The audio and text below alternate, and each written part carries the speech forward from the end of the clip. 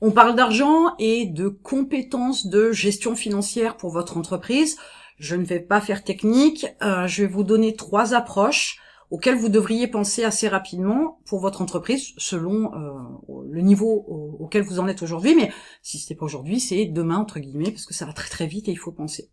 Donc, comme une bonne gestion financière est quelque chose d'important pour un entrepreneur, tout d'abord, une des choses que vous devriez faire, c'est investir une partie de votre trésorerie dans des investissements qui vous permettent d'avoir des revenus de manière stable.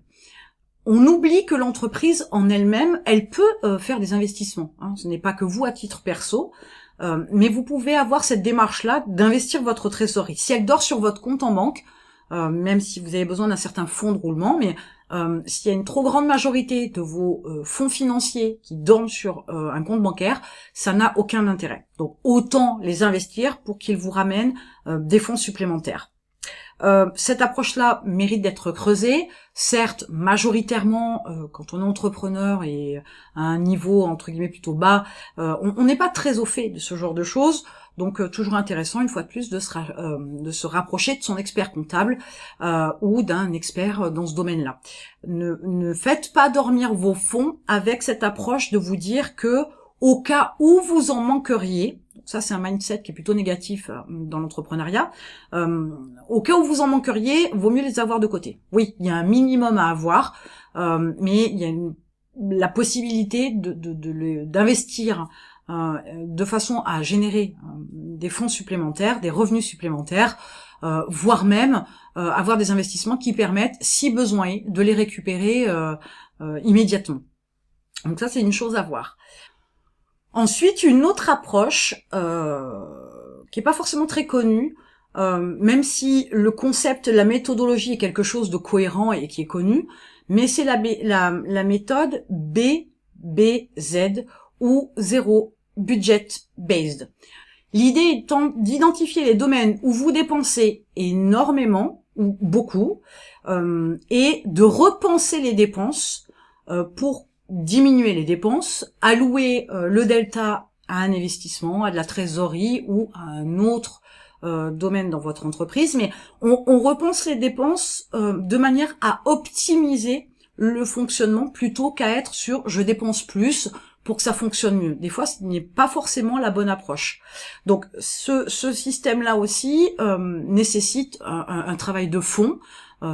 Regardez les chiffres, c'est bien, mais il va falloir creuser davantage pour pouvoir déterminer déjà quel domaine ou dans quelle partie de votre entreprise la dépense est importante et rentrer dans les détails pour savoir si effectivement ces dépenses sont valables, nécessitent d'être faites pour effectivement avoir les résultats derrière. Il y a souvent moyen de faire différemment et de dépenser moins, mais c'est quelque chose qu'on ne travaille pas forcément et c'est une approche qui est pas forcément courante, même si c'est logique, comme je vous l'ai dit.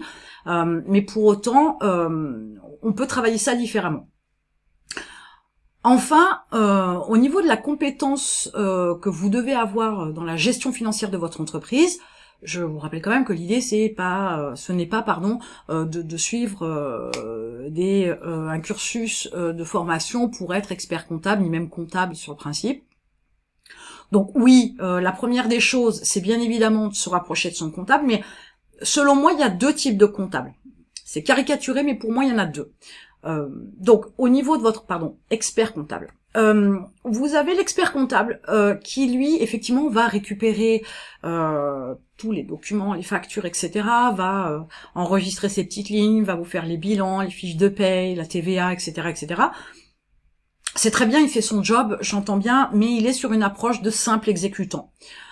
Sur le principe, vous lui confiez la gestion comptable, certes, mais fiscale, etc., de votre entreprise. C'est censé être un partenaire et pas tant un prestataire. Et si il ne vous propose rien, si il ne vous interpelle pas à 9 mois de votre bilan, s'il ne vous interpelle pas en vous disant là vous avez énormément dégagé de marge, forcément c'est imposable, il y a moyen d'investir, il y a moyen de défiscaliser, il y a moyen de le dépenser intelligemment. Donc s'il n'a pas cette démarche-là, quelque part il fait pas son job. Donc le simple exécutant ne vous conviendra pas, bien évidemment. Par contre, avoir un expert comptable qui va vous alerter, voilà, en termes de trésorerie, de marge trop importante, qui va vous permettre de soulever certaines interrogations au niveau de votre entreprise pour faire de l'investissement, etc., etc. Là, on est vraiment sur un partenaire de travail et qui travaille avec vous pour le développement de votre entreprise. Si c'est un simple exécutant, il n'y a aucun intérêt. Donc oui, avoir un bon expert comptable, c'est pas rien. C'est un vrai travail aussi que de bien choisir son expert comptable. Et je vois encore trop d'entreprises qui se contentent, entre guillemets, c'est pas très joli dit comme ça, mais moi ça me fait hérisser le poil, hein, qui se contentent des erreurs de leur comptable ou de leur expert comptable en disant bah oui il a fait une erreur. Oui, non, il n'est pas censé faire une erreur sur le principe. Surtout concernant certaines choses comme la TVA, etc. Donc ça peut arriver, hein, je dis pas le contraire, hein, personne n'est parfait, mais enfin quand même à minima.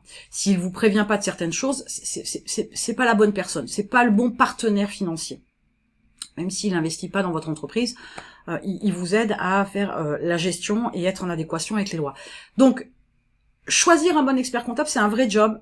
Faites des essais, façon de parler, c'est pas très joli non plus, dit comme ça pourrait être mal interprété, mais comprenez bien que déjà dans un premier entretien, c'est important de voir si il vous apporte des conseils, si il a cette démarche de vous faire avancer votre entreprise, ou s'il vous énumère simplement ce qu'il va faire pour vous.